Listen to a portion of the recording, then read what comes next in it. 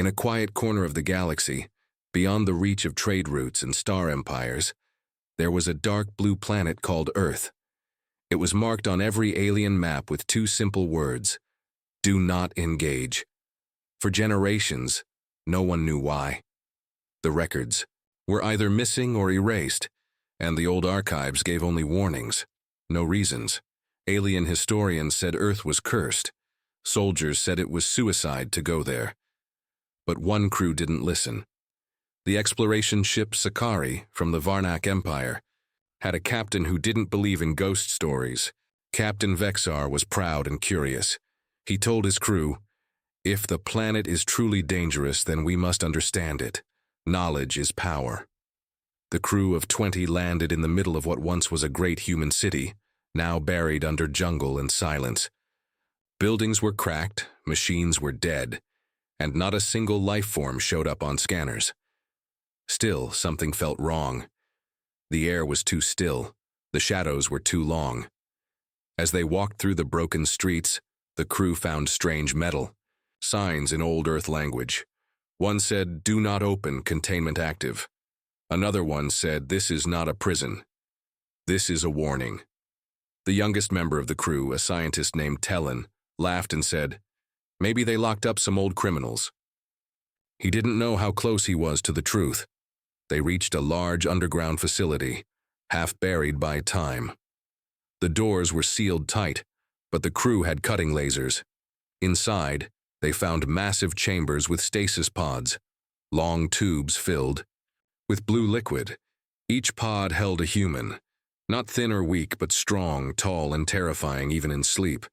Their eyes were closed, but their muscles were tense. Their skin had marks, like battle scars. The room had hundreds of pods lined like weapons on a wall. Captain Vexar stood silently in front of one pod. "What is this place?" he asked. Tellin looked at the control panel and said, "This is ancient human tech. The pod is still active. Vital signs are stable. We can wake one up." "Do it," the captain ordered. Tellin hesitated but followed orders. He pressed a few buttons and the blue liquid began to drain. Alarms started blinking.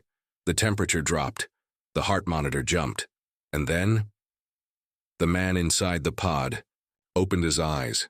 He didn't panic, he didn't speak, he just looked around slowly, then stared at each alien face. His eyes were not filled with confusion, but calculation. He was awake, and he was measuring the threat. The crew stepped back. Captain Vexar tried to speak. "We mean you no harm." But the human didn't reply. He simply stepped out of the pod, walked past them, and touched a wall. It lit up with human language and symbols. A hidden door opened behind him.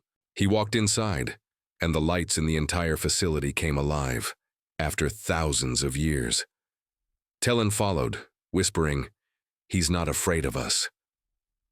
Suddenly, the ship's alarms screamed through their comms.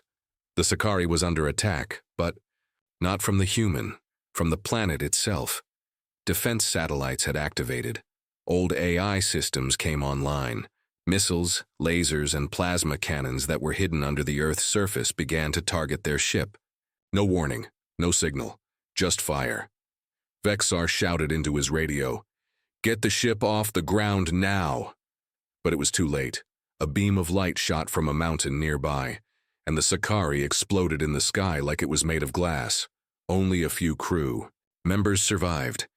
They ran back into the underground facility, hoping the human would help them. Instead, they found him standing in front of a long hallway. Behind him, more stasis pods were opening. One by one, more humans stepped out. Each one was different, some tall, some small, some fast, some heavy, but all had the same look in their eyes: cold, silent, calculating, like machines made of flesh. Tellin finally understood. "These are not soldiers," he whispered. "They're weapons." Captain Vexar asked the question they were all thinking. Why were they frozen? Why leave them here? A voice spoke from the wall, a recorded message from an ancient human. "Commander, if you are hearing this," it said, "you have entered a restricted zone. These individuals are Class X assets, not prisoners, not criminals. They are our final defense. Do not wake them, do not engage, do not stay. The crew realized the truth too late. Earth wasn't marked as dangerous because of disease, or war, or radiation. It was dangerous because of what it held. The deadliest. Weapons in the galaxy weren't alien-made. They were human. And now, they were waking up. Long before the Varnak explorers landed on Earth, before the stars were mapped and alien empires ruled space, there was a war on Earth that changed everything. It was not a war between countries. It was a war between survival and extinction. Human governments had fallen. Machines had turned against their masters. Cities were gone, burned in nuclear fire and chemical storms. Humanity was losing. But they were not ready to die. In their final years, the last leaders of Earth met in secret. They created one last plan, a weapon not of metal, but of flesh and mind. It was called Project Hades. The name came from an old god of death. And that name was not a mistake. The goal was simple. Build humans who could survive anything. Soldiers who felt no fear, needed no sleep, and followed no laws except the mission. These new humans would not be born. They would be built. Using the best genetics, cybernetic upgrades, and mind control systems, humanity began turning their strongest soldiers into something else, something more. The early tests were failures. Some subjects went mad, others died in pain, but one survived. His name was Cade. He was quiet, calm, and deadly. When tested in combat, he defeated every drone and every human opponent. Not because of strength, but because of his mind. He could read patterns, see danger before it happened, and move like he was dancing with time itself. Then came Subject 2. Then Subject 3. A dozen more followed. Soon they weren't tested against machines anymore. They were tested against each other. The scientists watched. Some were amazed, some were terrified. They had created more than weapons. They had created a new kind of human, stronger, faster, smarter, and completely loyal. At first. Then came the glitch. Subject 12 refused an order. He said nothing. He didn't rebel. He just stood still, staring at his handler. When they tried to punish him, the system failed. Electric shocks didn't work, gas didn't work. He simply walked through the walls of the test chamber and disappeared. Cameras caught him entering the underground network of tunnels. And never leaving. That's when fear began to grow. If one could break control, could the others? The scientists voted. The commanders gave the order. Freeze them, all of them. Lock them in stasis before it's too late. The lab was buried. Earth's wars ended. The surface became silent, and Project Hades was forgotten by history, until now. Back in the present, Captain Vexar and the remaining alien crew were hiding deep inside the ruins of the Hades facility. The humans from the pods, at least 20 now, walked the halls without speaking. They didn't attack, they didn't ask questions. They simply observed. One of them, a woman with silver eyes, walked up to Vexar. She stared at him like she was reading his thoughts. Then she said something strange. "You are not the enemy." Not yet. It was the first human word they had heard. Talon. The young scientist trembled. "Well, what does that mean?" She didn't answer. She walked away, her feet silent against the metal floor. Later, Talon accessed one of the old computers in the control room. Most of the files were locked. But one folder opened. It was labeled Hades Protocol, Emergency Notes. Inside were old video logs. In one of them, a human general spoke to the camera. His eyes were tired. His voice was calm. "If you find this, then the project has been discovered. We did what we had to. The galaxy was not ready for us. We were not ready for ourselves. These people you see in stasis, and they are not just weapons. They are a question, a test. What happens when evolution is forced to become a machine?" The log ended. Talon looked at Vexar. "They were made to win wars. But what if the war is already over?" The captain shook his head. "No, this isn't over, it's just starting. Far above Earth, in deep space, strange signals began spreading. Ancient human satellites, long dead, came back online. Messages in old Earth code reached places that hadn't heard a human voice in a million years. Some aliens ignored the signals. Others laughed. But a few remembered. They had seen these humans once before, on distant battlefields where the stars burned and empires died. They knew what the signal meant. The weapons were waking up, and nothing in the galaxy was ready. In the cold labs of the alien world Zorath Prime, science ruled everything. The Zorathi were a proud race, known for their intelligence and control. They believed every question had a logical answer, every life form could be studied, every mystery could be solved. So when the signal from Earth reached them, an old human frequency, they were excited. They thought it was just history coming back to life. The Zorathi High Council sent a science team to Earth. They didn't fear the warnings. They believed fear was for the weak. They recovered one of the frozen humans from the underground facility and took him back to their home world. The subject was labeled Specimen H1. No name, no history, just a body, a test subject. In the lab, H1 was placed in a glass containment chamber. Thick walls, energy fields, temperature control, the best security in the galaxy. He was still unconscious, frozen in stasis. The lead scientist, Dr. Rell, stood proudly before the council. "We will study this human," he said. "We will unlock their secrets, perhaps even improve ourselves." The testing began. They scanned his muscles. They scanned his brain. They tested his blood. Everything was beyond their understanding. His body could heal faster than any known species. His brain activity didn't match any pattern they had ever seen. It wasn't just intelligence. It was something else. A pattern they couldn't decode. Something evolving. Then, on the third day, something strange happened. H1 opened his eyes. He didn't move, he didn't scream, he didn't attack. He just stared through the glass, eyes cold and calm. The lab went silent. The scientists froze. Dr. Rell approached slowly. "Specimen H1, can you understand us?" he asked. The human didn't reply, but the lights in the lab flickered. The cameras shut off for 3 seconds. When they came back, online, nothing seemed different. But the scientists felt watched. Over the next few hours, systems in the lab began to fail. Security doors opened on their own. Files were deleted. One scientist heard whispers in his ear, but no one was there. Another saw his own reflection smile at him, even though he wasn't smiling. Dr. Rell tried to stay calm. "It's just stress," he told his team. But deep inside, he felt something he had never felt before. Fear. Then the deaths began. The first was a technician. She dropped to the floor during routine scanning. No wounds, no poison. Her brain had simply shut off. The next was a guard. His heart exploded inside his chest. No cause, no warning.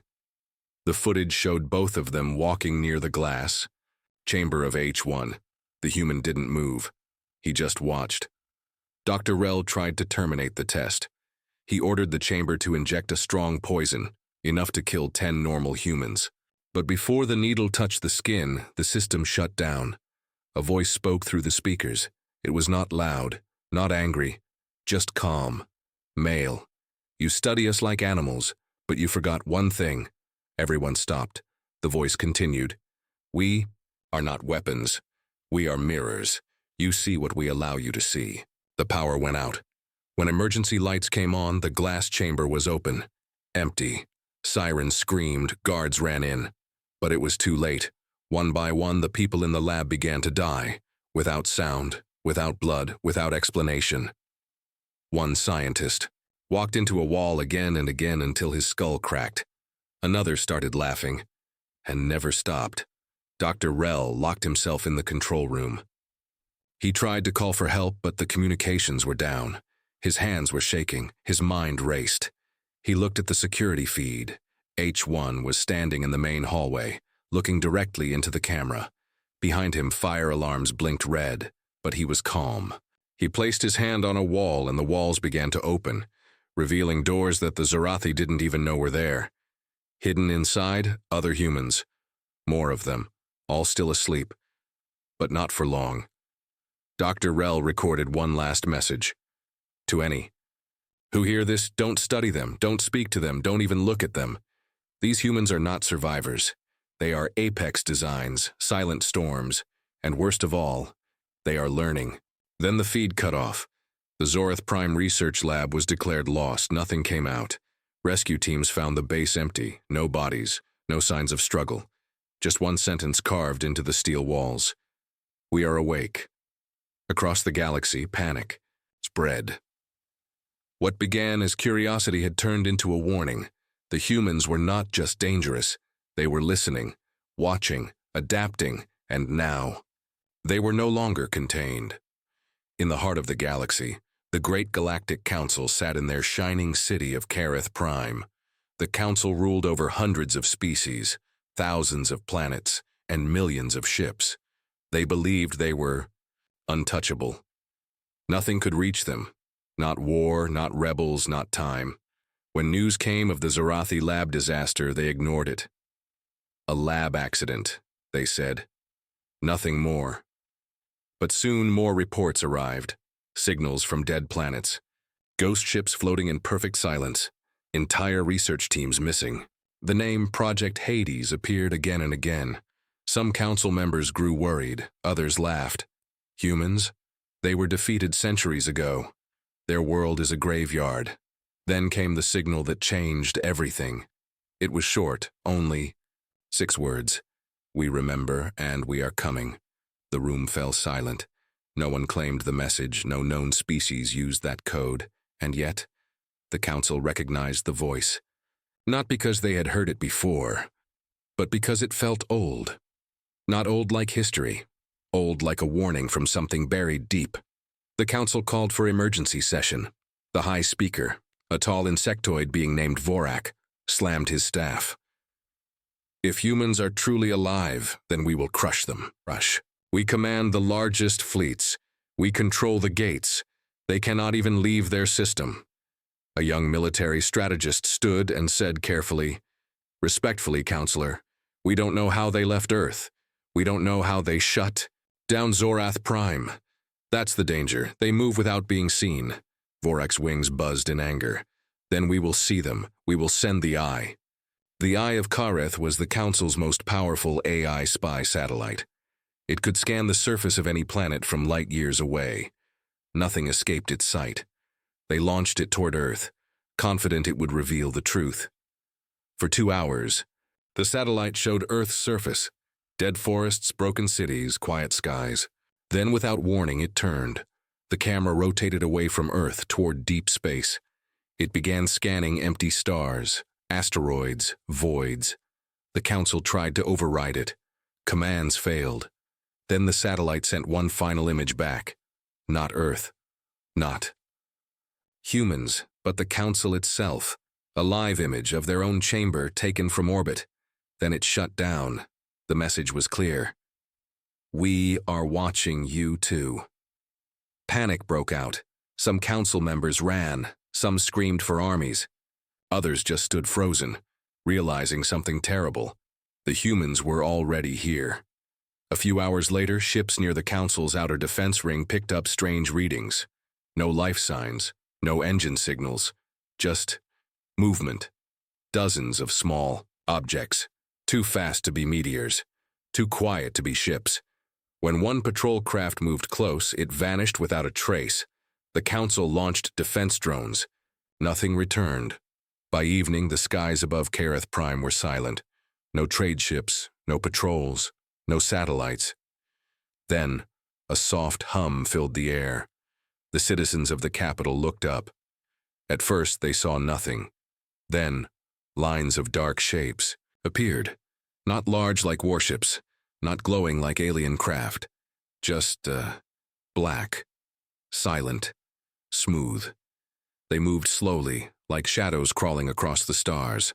No warning, no weapons fired, and yet, every system on the planet shut down. Lights, shields, weapons, all dead. The Council guards ran to protect the chamber. But there was nothing to fight. The shapes didn't land. They simply stopped, hanging in the sky like they were listening. Inside the council chamber, High Speaker Vorak shouted, "Defend the city! Defend the council!" But his words were cut off by a voice. Calm, cold, human.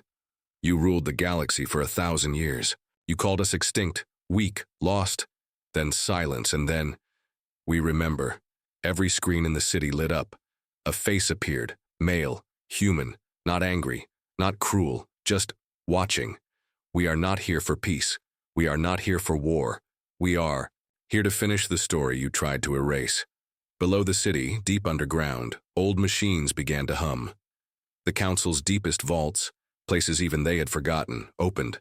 Inside, they found something terrifying, ancient human technology. From the old wars, still active, still waiting, council guards tried to destroy it. But as they fired their weapons, the blasts froze in midair. Time itself bent, and from the machines stepped a man, tall, quiet, eyes glowing faint blue. The first Hades soldier to walk in open daylight. He looked at the council, standing in fear, and he said only one thing. Judgment has arrived. The council fell that day, not with fire, not with war, but with silence, and a shadow that never left. After the fall of the council, the galaxy changed overnight. The powerful empires that once ruled with fear and control went silent. Trade stopped. Fleets hid. Messages were few, and most carried the same warning. Do not search for the humans. Do not follow their signal. Let them pass. But not everyone listened. A group of alien mercenaries known as the Void Fangs saw the chaos as an opportunity. They were famous hunters, known for capturing beasts from black holes and assassinating rebel kings. They were fearless. They had never failed a mission. And now, they were hunting humans. Their leader, Karvek the Cold, stood on the bridge of their ship, Shadowpiercer. They're just old ghosts, he told his crew. Experiments gone wrong, they bleed like anything else. They tracked one of the human signals to the edges of the galaxy, near a dead moon orbiting a red star. It was quiet, too quiet. The scanners picked up a strange signature, small, fast-moving objects, like ships, but with no heat, no sound. The Void Fangs followed anyway. They landed on the moon. The ground was dry, cracked like glass. No wind, no sky, just silence. They split into teams and searched the ruins of what looked like an old human outpost. Metal walls covered in dust, doors half open, and symbols none of them understood. One of the mercenaries, a 6-armed warrior named Varro, touched a wall. It felt warm, alive. Then, without warning, the lights came on. The walls shifted and the doors slammed shut. The team tried to contact Karvek, but the signal was gone. Static. Then laughter. Soft human laughter. But there was no one there. Varro turned. His teammates were gone. No gunfire, no screams, just gone. He ran.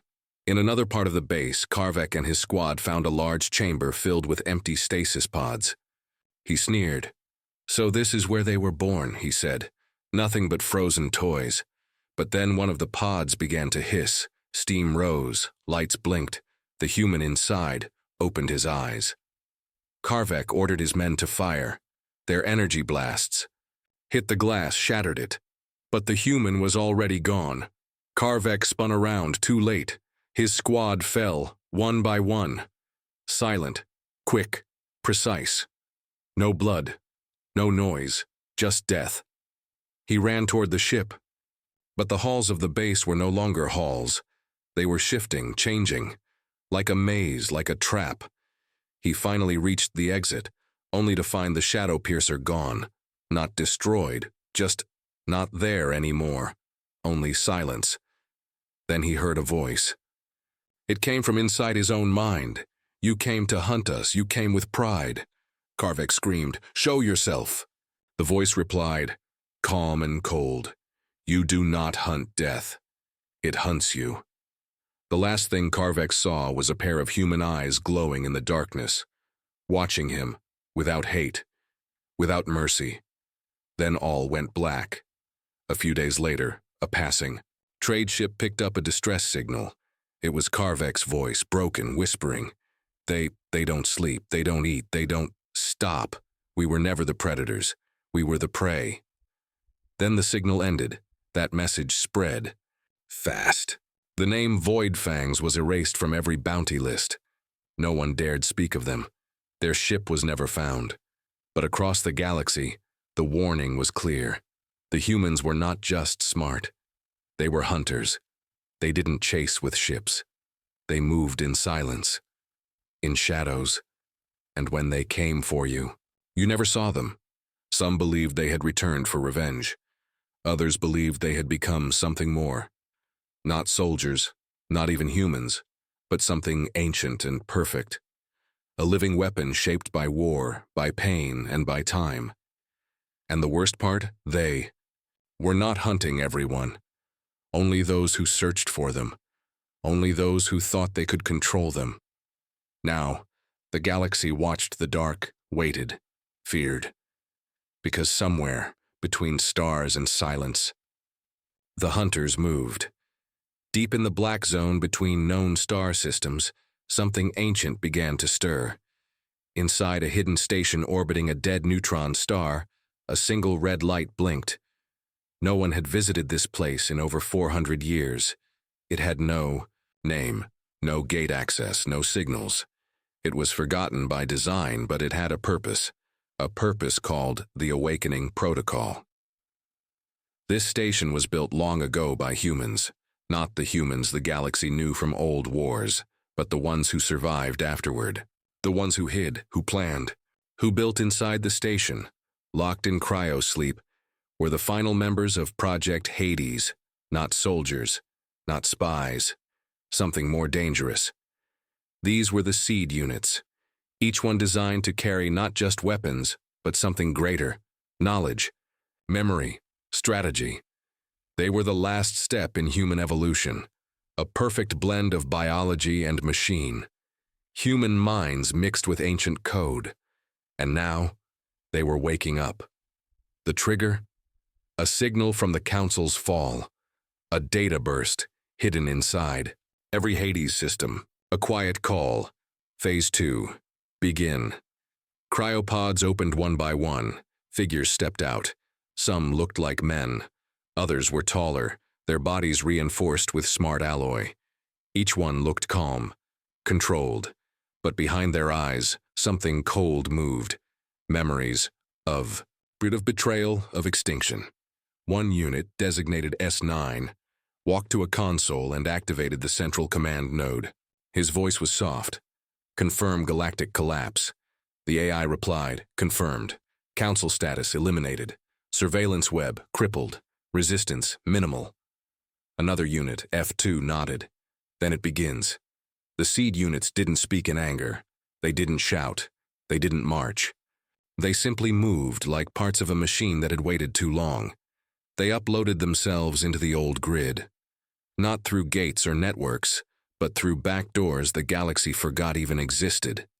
Human-made back doors, hidden deep inside the code of other species' systems. Soon, across hundreds of planets, strange things began to happen. Traffic stopped. Weapons refused to fire. Emergency signals changed tone. Soft clicks repeating like a heartbeat. And then, the voice came. Across every system. We did not disappear. You buried us, but we were seeds. On a planet called Draxos Prime, a military AI tried to fight back. It locked out the intrusions, activated defense bots, and blocked all external signals. Then its screen filled with one word, checkmate, and the system shut down. No explosions, no attack, just control. That was the true secret of Project Hades. They didn't just win battles. They rewrote the battlefield. Back at the Awakening, Station S9 opened a stasis vault. Inside was something the galaxy had never seen before. A ship, not made of steel or crystal, but of living alloy. Grown, not built. A living warcraft, its name, Resurgence. The humans boarded it without speaking. As the ship powered up, the lights inside flickered in perfect rhythm with their heartbeats. Outside, space seemed to bend. No engines, No noise, just motion, like a ghost through the stars. The seed units were not an army. They were activation keys. Each one could command ancient human systems still buried across the galaxy. Satellites, hidden weapons, drones, even deep Earth bunkers, and one by one those systems began to wake. Planets that once fought in the human wars began to shake. Not from earthquakes, but from doors opening below the surface. Doors made of black metal. Doors without seams. Doors that whispered. The galaxy watched in fear as strange structures rose from the ground. Tall, silent towers that sent out no signal. They weren't weapons. They were beacons. And something answered. A second voice began to speak, not from a ship, not from a human, but from the stars themselves. A deep, ancient tone. You tried to erase them, but you only made them perfect. The seed units were no longer hiding, they were guiding, and the galaxy realized too late. The humans didn't return, they never left. They had only been sleeping, learning, improving. Now they were the architects, and the rest of the galaxy, just part of the blueprint. From here forward, it wasn't a question of war or peace. It was a question of what shape the galaxy would take, and who would survive it. The galaxy was no longer what it used to be. The stars still shined, the planets still turned, but everything felt different, quieter, colder, like something huge was watching. Every empire, every race, every leader waited for the next move, but the humans made none. They didn't send fleets, they didn't send demands. They simply watched.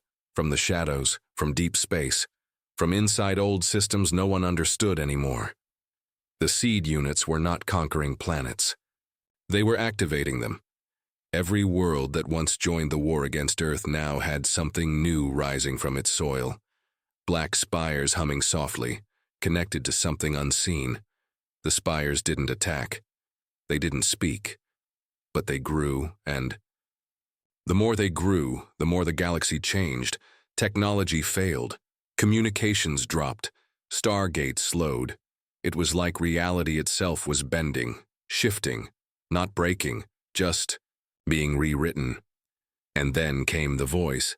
Not from a single ship, not from a station, but everywhere. Soft, calm, human. You broke the old galaxy. Now we will build a new one. Some called it a threat, others called it justice. But no one could stop. Down on the edge of the Orion cluster, the last surviving members of the old Galactic Defense Command gathered. They had one goal: strike Earth, destroy whatever was left, end the seed units. They brought fleets, armies, AI weapons, and they never made it past the Kuiper Wall. As their ships crossed into old human territory, something happened. Time slowed. Weapons melted, engines failed, and from the blackness a shape appeared, a ship not large, not bright, just perfect. It didn't fire weapons. It didn't use shields. It simply moved through their fleet like a shadow through smoke. Ships vanished. Crews went silent. And then the ship stopped, just once, long enough for them to see what was written on its side. Project Hades, final. Design It was not a battleship. It was a message. The humans had finished the last stage of their plan. Not revenge, not destruction, redesign. The galaxy had become unstable, bloated by greed, ruled by fear, crushed by its own systems. The humans didn't want to rule it. They wanted to fix it, and they didn't need anyone's permission. Across 10,000 systems, the change continued. Not war, not occupation, just e-correction. Old tech stopped working. Trade networks broke apart. Pirate fleets vanished. Crime worlds went dark. And in their place, order, clean systems, balanced planets, restored nature, all shaped by human-designed code, flowing through every signal like quiet wind.